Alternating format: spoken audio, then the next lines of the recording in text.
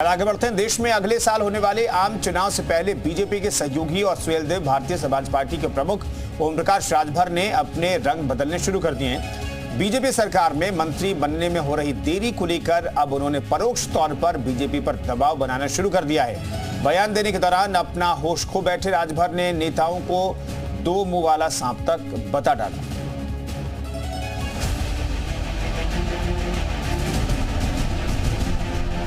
OP Rajbhar UP की सियासत का वो चेहरा है जो अपने विवादित बयान के लिए हमेशा चर्चा में रहता है।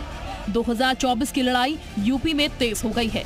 एनडीए का हिस्सा बनने के बाद राजभर की नजर अब योगी कैबिनेट में अपनी जगह बनाने पर टिकी है और इसको लेकर वो लगातार बयानबाजी भी करते नजर आ रहे हैं।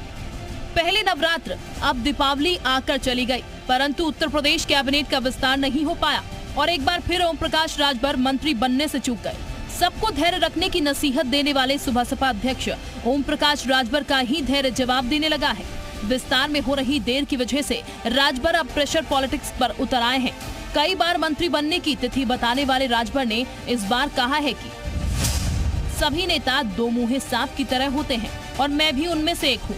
ये भी कहा कि इंडिया गठबंधन के कई नेता उनके संपर्क में हैं। कब कौन पलट जाए पता नहीं। राजभर ने मंगलवार को एक न्यूज चैनल से बातचीत में कहा, जिसके पास ताकत होती है उसे सभी पूछते हैं।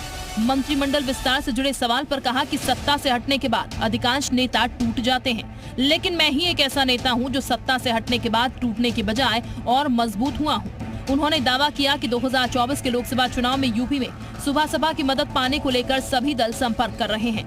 फिर से पाला बदलने के सवाल पर कहा, फिलहाल मंत्रिमंडल विस्तार की प्रतीक्षा कर रहे हैं, उसके बाद सही समय पर सही निर्णय लेंगे।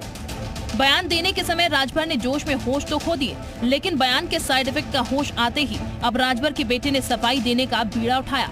राजभर के बेटे अरुण राजभर ने कहा कि ओपी राजभर के बयान को तोड़ मरोड़ कर पेश किया जा रहा है। बहुत सारे विपक्ष के गठबंधन विपक्षी दलों के नेता हैं जो माननीय ओम प्रकाश राजभर जी के संपर्क में हमेशा बने रहते हैं। अब उनसे मुलाकात करने का फोन आना जाना उनका लगा रहता है, लेकिन अगर विरोधी इस तरह से चर्चा करते हैं और उसमें भ्रामक प्रचार करते हैं तो ऐसे विरोधियों से हमारे कार्यकर्ताओं को और पार्टी के जिम्मेदार नेताओं को सावधान रहने की जरूरत है, क्योंकि ये हमेशा से ये निगेटिव और दुष्प्रचार करके ये समाज में गलत संदेश पहुंचाने का प्रयास करते हैं। अरुण राजभर भले ही लाख सफाई देते फिरे, लेकिन कमान से निकला तीर और जुबान से निकला शब्द वापस नहीं आता और अब राजभर की बयानबाजी का असर भी सामने आने लगा है। ओम प्रकाश राजभर जी के साथ जो कुछ हुआ ये तो होना ही था, क्योंकि पूरे देश में समाज में ये एक साफ मैसेज है कि बीजेपी आरएसएस दलित, मोस्ट बैकवर्ड, अन्य पिछड़े वर्गों की सबसे बड़ी दुश्मन पार्टी है। लखनऊ की जो चर्चाएं हैं वो ये हैं कि आदरणीय ब्रजेश पाठक जी और दयाशंकर जी, इन्होंने बेला फसला के ओम प्रकाश राजभर जी को बीजेपी का रास्ता दिखाया और मंत्री बनने की और न जाने क्या क्या वादे किए।